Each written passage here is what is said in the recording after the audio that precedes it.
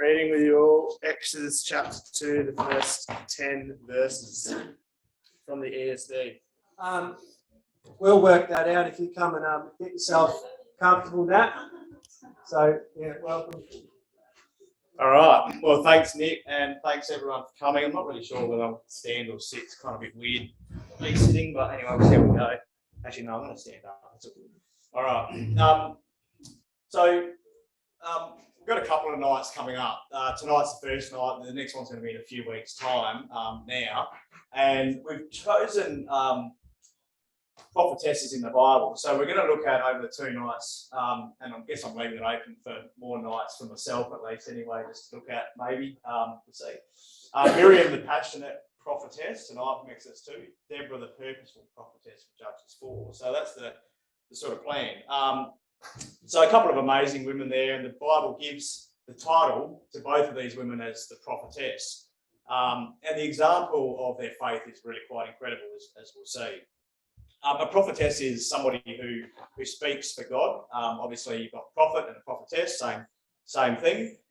It's a person who is inspired by God, and in this case, a woman who is inspired by God. And tonight we look at Miriam, who was called a leader among the women. She was very respected in Israel, and along later with Deborah, who was a judge in Israel and a source of wisdom for Israel as well. So they're the two that we want to have a look at. But tonight, when we look at Miriam, she's a very unique character, and she's unique because we actually only have a handful of snapshots. In fact, there's only 3 snapshots really of Miriam's life in the Bible. We're going to have a quick look at each of these. And each of those snapshots are at quite different stages in Miriam's life. So we're going to see some quite random events going on with Miriam, but they do combine overall to give a really good picture of Miriam's character. So tonight we actually hope that everyone will get something out of Miriam, from all the young people right through to the older people as well. And we're going to break up Miriam's snapshots of her life into these 3 areas. So we're going to see Miriam, the sister, from the reading we had tonight, Exodus chapter 2. We're going to see Miriam, the prophetess, in Exodus chapter 15. And we're going to look at Miriam, the rebeller, from Numbers chapter 12. And in each of those snapshots, we want to see how Miriam actually affected her family when she helped them. And then that influence kept creeping through the whole nation, and how her influence crept into the whole nation and encouraged all of them as well. And left them with a really good example. But also there's a warning which is left on record as well for us as well, to gain some encouragement and exhortation from in Miriam's life, which we'll see in Numbers chapter 12 too. So a little bit of background. Miriam, as we know, was the elder sister of Moses and Aaron, 2 of Israel's greatest figures. And she is actually remembered well into the New Testament as well, because she herself was a really great leader in Israel. Miriam's name actually means rebellion. And while we'll see she was actually the very opposite to that when she was younger, she had a moment where she let that slip a little bit later in her early years, later on in life. So many historians, such as Josephus and others, say that she was actually married to Hur. If you remember Hur, he was one of the men who held up Moses' arms in battle against Amalek. The Bible doesn't say anything, though, about that marriage at all, if it existed. It actually rather seems to almost imply that Miriam was single all her life. So we don't really know, but that's just a little bit of background from Josephus. Miriam, as you would be aware, she was brought up during the people of Israel's greatest persecution as slaves in Egypt. And if we just go back to chapter 1, verse 8, we can see that there was a new king that had just arisen in Egypt. Now there arose up a new king over Egypt, which knew not Joseph. So Pharaoh, this new king, chose not to acknowledge, and that's more correct understanding the word knew not, he chose not to acknowledge the work and the benefits that Joseph had done for Egypt. At this particular time in history, Egypt was still very rich as a result of what Joseph had actually done. But as far as this new Pharaoh was concerned, he saw the Hebrews as pests. He saw them as a danger because of their ever-increasing population. And he tried some really desperate measures to actually reverse that situation. Several ideas had failed, but now he had said here, every son that is born, throw into the river. So this is the scene that Miriam grows up amongst. There's huge pyramids maybe around her, artificial mountains which rose up high above the houses of the children of Israel. There's a lot of oppression, there's a lot of cruelty, there's a lot of murder. And Miriam, as a young girl, would have been brought up amongst these circumstances. She would have seen a lot of groaning, a lot of crying, a lot of sighing from the people that she was with day in and day out. But amongst these great buildings, this great empire, amongst this huge oppression that they had, there was a little haven for the truth here, a little house where faith grew, and that was the house of Amram and Jochebed. And the faith grew not just in the parents, but also in the children, which we'll see with Miriam. So we look at our first scene in Exodus chapter 2, which we've got read for us tonight. And this is Miriam, the sister. And obviously their house has been put under a great trial because Jochebed had just had a baby amongst this scene.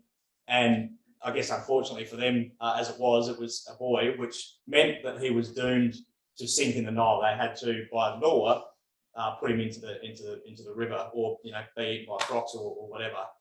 But this family had the faith to disregard this command of the king of the land, and they put their trust in their king, which is obviously God. And throughout this chapter, we see Miriam, who was the daughter, working with her mother to save her little brother. So go to the next slide here. So this is Miriam, the sister, and she is a good example of a family, and especially of an older woman. That's not actually her mum, probably, and a younger woman who was Miriam working together to bring about the scenario that we see. And you could just imagine being Miriam and the amount of responsibility. You've just been really given the responsibility of your brother's life, literally. And she had to guard baby Moses. You imagine if something went wrong, the pressure she would have felt. She guarded baby Moses there day and night, took turns, maybe looking after 3-year-old Aaron as well. Had to keep this secret of a new baby boy wherever she went. Any word that she would have let loose, that would have been it. Certain death of her family. And it's really a good example of a teenage young girl who was able to bridle her tongue and keep herself in check. Because anything that she said here could set a course of events on fire and cause absolute havoc to her family. And ultimately, in this case, it could have caused havoc for the whole nation as well. So we're introduced to her in verse 4 of Exodus chapter 2, where it says there, and his sister stood afar off to wit what should be done to him. So here Miriam, there's no word Miriam at all in this chapter. Throughout this whole chapter, you can almost colour them in if you get a chance. Throughout the whole chapter, she's only ever mentioned as the sister. She's never mentioned by name. And maybe it is because her name actually means, as we said earlier, rebellion. Whereas here in Exodus chapter 2, she's completely the opposite to that. So always mentioned as the sister. Because here she is actually working in cooperation. She's working in cooperation with her mother for her little brother's sake. And so this young girl was probably actually about 14 or 15 years of age. And for any 14 or 15-year-olds, you can see here, she's not sort of occupied with clothes and music and movie stars, but here she is actually looking and occupied more with looking after her younger brother, her baby brother. She didn't think that he was a pest or a nuisance. She was busy doing everything that she could to save his life and to look after him. And I know, let's say some of the teenagers, not many of us can put up with waiting patiently for this long for somebody in the family. I know Jaden's always tapping the sisters on the shoulder, waiting for the school bus, like hurry up. But here Miriam is putting up patiently with this situation and looking after her younger brother. And she's working with her mother as well in probably what is one of Israel's most important moments in history. There's always jobs, isn't there, for young and old to do together. And this is what Miriam teaches us. Maybe they're jobs that don't really seem that important. We might think, well, I'm kind of a teenager, I can do better things than that. Looking after a little ark that's bobbing in the river. But you never know. That could be a job that actually saves the whole ecclesia. And Miriam's little job here saved the whole nation in the end. So the lesson really is that sometimes maybe unknowingly to us, God is using us within the ecclesia, within the meeting, within our family, even for the benefit of others. And we might know the quote that God says, "My strength is made perfect in weakness." And we might not know it here. Maybe Miriam didn't know it. But God's strength was shining here for other people as it was in Miriam here. And let's not think that the scene was really nice and cozy, like this one's quite, they're wearing white and it's all looking quite nice there, little art bobbing down the River Nile with ripples spreading out there, looks good. That's not really how it was. It would have been a scene that was charged with a lot of anxiety. The family would have been constantly in prayer. I've got no doubt they would have tears streaming down, just so worried about the whole situation. Very tense all day, all night, worrying about it, on edge to see what would actually happen.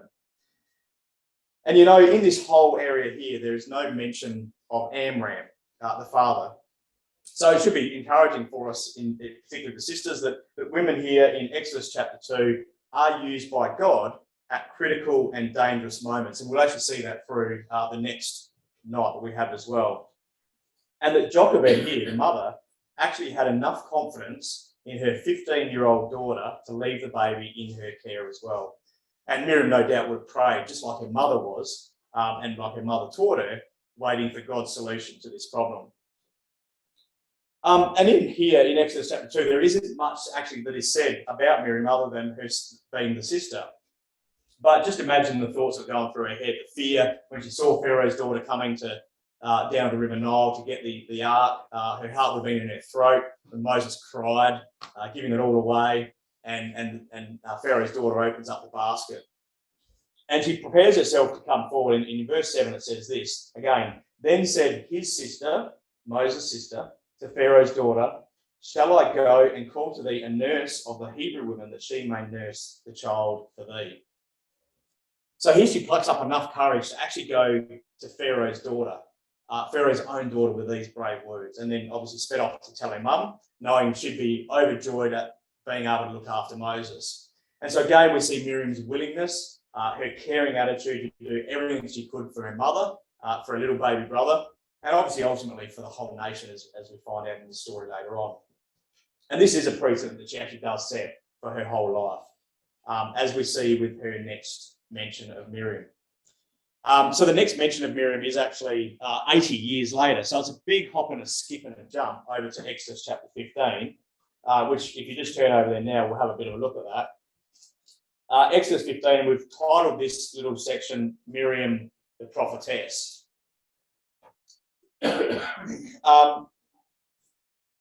So Exodus chapter 15, and here in Exodus 15, Miriam is approximately about 95 years old. So whereas we saw her 80 years ago, waiting for God's salvation by the Nile River in Egypt, here she waits for God's salvation now at the Red Sea. And in Exodus 15, verse 20 and 21.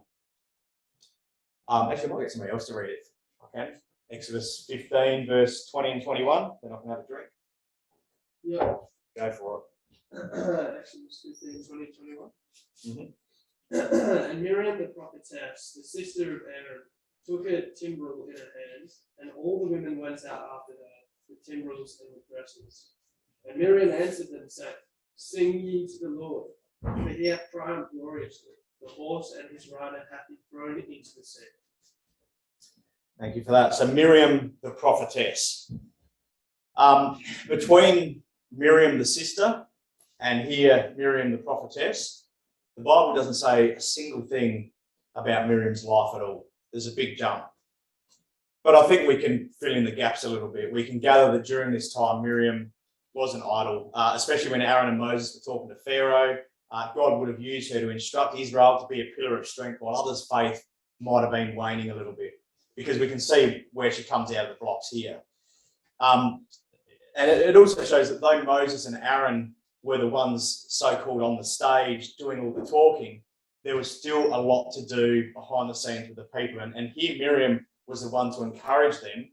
And while Pharaoh's decision might have changed between yay and nay and took them through the ups and the downs, the excitements and the disappointments, it was a very tense time. And you can just imagine Miriam would have been there encouraging everybody.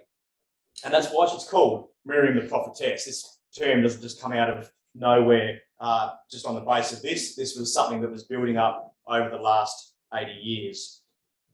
Gesenius says on this word prophetess, it is actually derived from an original Hebrew word which means to boil or to bubble over.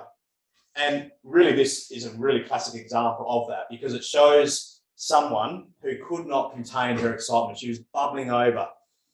She let her passion come out. She let it bubble out in song. And as we said, there's many others in the same group. We've got Deborah the prophetess, who's a judge in Israel, which we'll learn about. Huldah, to even the king's ministers were sent to hear the word of God as well. And Anna in the New Testament, who we might know, had the faith to watch and wait for the Messiah. But Miriam is the actual first person in the scripture to be called a prophetess. And she is the start of a group of faithful women who held up God's word in a time when faith was waning and faith was declining around them.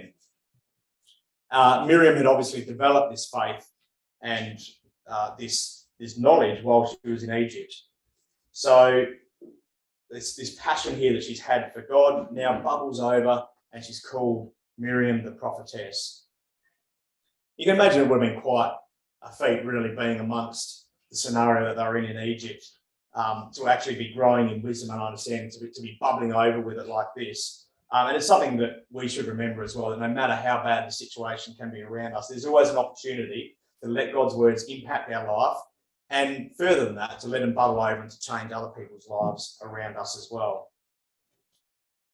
And although Miriam seems to, being called the prophetess, maybe had an exalted position among Israel as a prophetess, she wasn't too proud or dignified to sing and dance before God. And here she takes a timbrel in her hand and she leads all the women in song and dance, and maybe in response to the men who were singing Moses' song as well, because the words are the same words in verse 1 of Exodus 15. It says, "Then sang Moses and the children of Israel this song, and spake, saying, I'll sing to the Lord, for he hath triumphed gloriously," etc., etc. And in verse 21, we read those as well. And Miriam answered and said, "Sing unto Yahweh as well."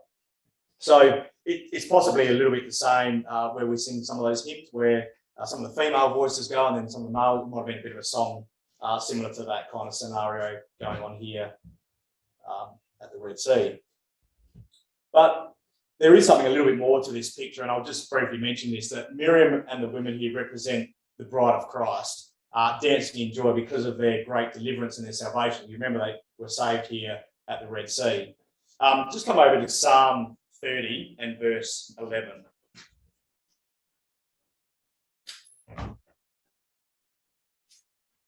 Might get somebody to read that for me, actually, if that's all right. Psalm 30 and verse 11.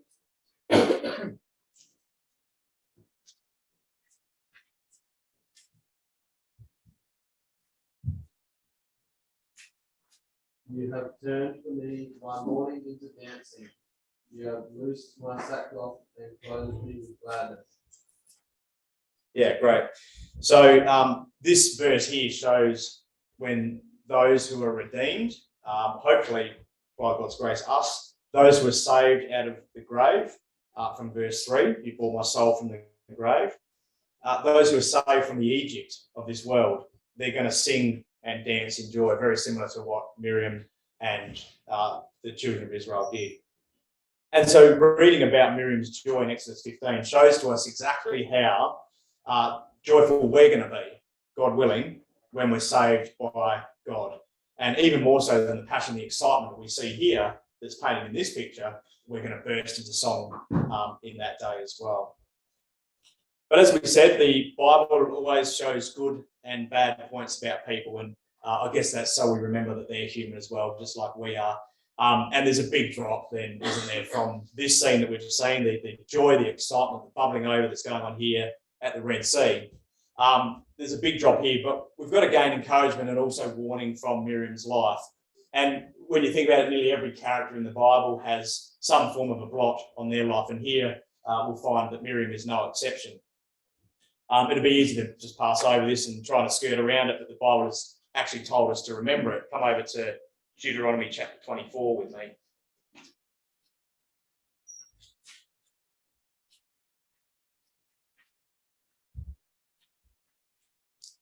Deuteronomy 24, verse 9, it actually says in there, remember what the Lord thy God did unto Miriam by the way after that ye were come forth out of Egypt.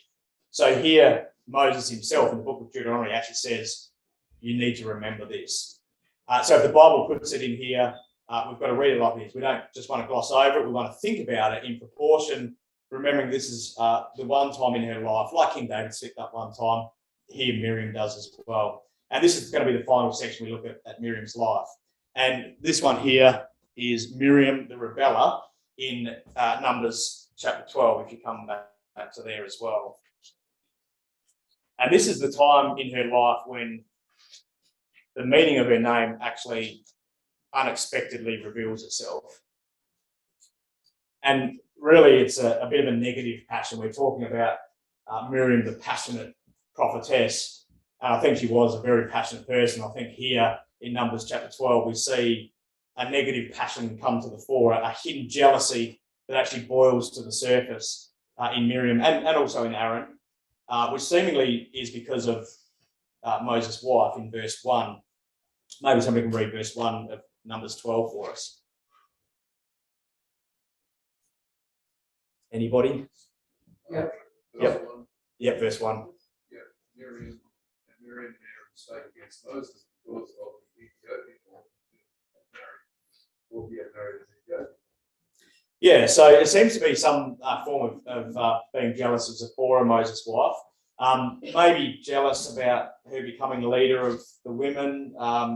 Who knows what it really actually was. But whatever it was, it ate at her every day until the point where she had to do something about it. Like I said, it bubbled over in her. And it seems like the whole situation become out of jealousy here, both of Moses' wife, but also possibly also jealous at the prominence of Moses, because verse 2 goes on and says, and they said, Miriam, Aaron said, hath the Lord indeed spoken only by Moses? Hath he not spoken also by us? And the Lord heard it.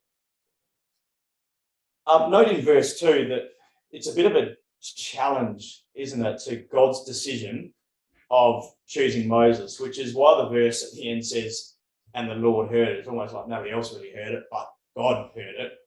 And from this little phrase, we get the point, don't we, that when we speak against other people in the camp or in the ecclesia, we're really speaking against God. And God here hears it. Whatever we do to another brother or another sister, we're doing to God.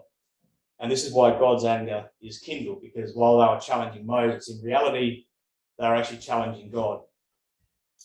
And God responds in verse 10, where it says, the cloud departs from off the tabernacle, and behold, Miriam became leprous, white as snow, and Aaron looked upon Miriam, and behold, she was leprous.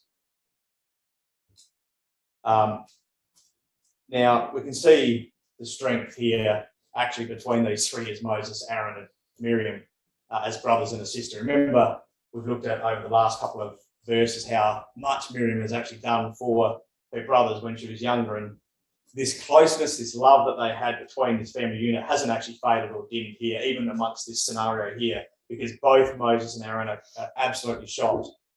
Verse 11 and 12, Aaron pleads with Moses.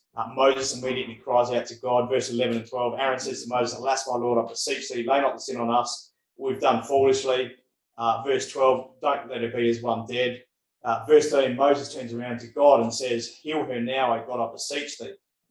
So nothing's changed amongst this small family unit, even though this very passionate, jealous situation is going on. There's nothing lost between these three. Moses could have borne a grudge, couldn't he? And sort of turned away and said, oh, you're on your own. But the closeness between these three is still so strong. And Moses was so meek, if you remember, that there was no way he was going to bear a grudge. And there's no thought of, like, she deserves this for bringing this up. But he turns around and he pleads for his sister.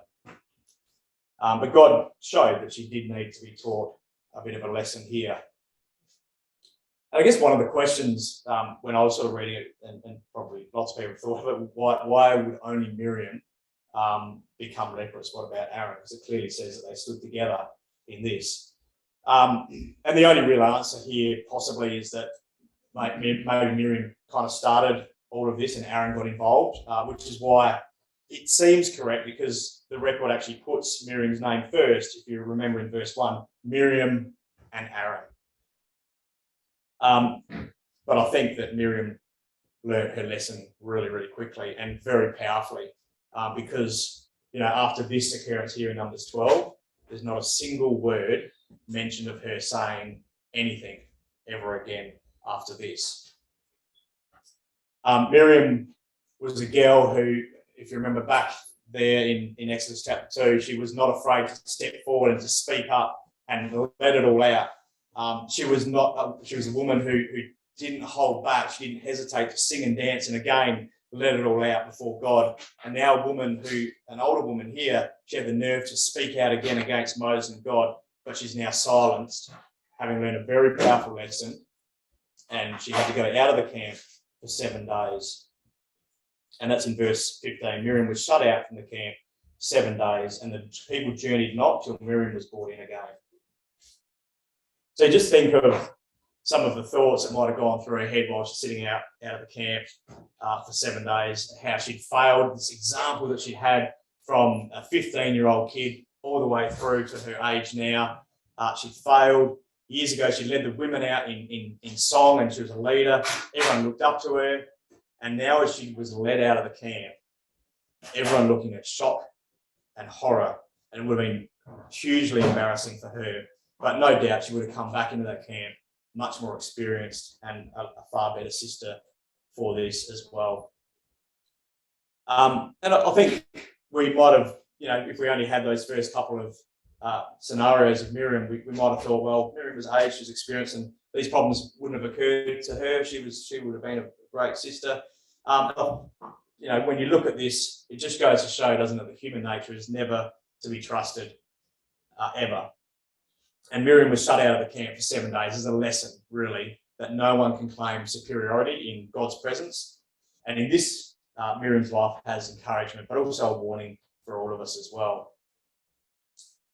One positive thing that does come out of this actual incident here, though, is that Miriam is the first and the only recorded Old Testament Israelite to ever be healed of leprosy. So in turn, it actually shows, there's the silver lining, that it shows God's justice, his mercy, his forgiveness towards this woman who, for the most part, had faithfully carried out her life to this point. Miriam has 90 years of faith recorded, with just one incident of rebellion here, which is recorded for us in this chapter. There is a couple of other little mentions of her, not specifically, but just in passing. If you come over to Numbers chapter 20 and verse 1, it just simply says to us that Miriam died there. So the people are in Kadesh, here in Numbers 20 verse 1. It says there, the children of Israel, even the whole congregation, came into the desert of Zin in the first month, and the people abode in Kadesh, and Miriam died there and was buried there. Only a short mention here, and she dies at around 130 years old. But as we said before, apart from the one incident, she faithfully and lovingly performed her sisterly duties for all of her life. And she was a sister who no doubt was at the forefront of the leadership of the nation. Again, she has a slight mention in 1 Chronicles 6 verse 3, and this one's actually quite interesting because it's a chronology. And if you come over to 1 Chronicles chapter 6 and verse 3, it's actually speaking about the genealogy of the sons of Levi. And if you read sort of through, verse 1, now the sons of Issachar were Tola and Pua, etc. And verse 2, we have the sons of Tola, Azai, yada, yada, yada. Verse 3, the sons of Uzzi, Israeliah, and the sons of Israeliah, Michael and Obadiah and Joel, Hosea, 5, all of them chief men. Oh, sorry, I'm in chapter 7. Thinking, what am I reading here? It was the same thing anyway. Verse 1, sons of Levi. Verse 2, sons of Kohath, Amram, Izhar, Hebron. Verse 3, the children of Amram, Aaron and Moses and Miriam. The sons also of Aaron. Now, can anybody pick up a little slight change in the record that goes on there? Children. Yeah. So we've got verse 1, sons of Levi, verse 2, sons of Kohath, verse 3, children of Ammon, and then back into the sons of Aaron, etc.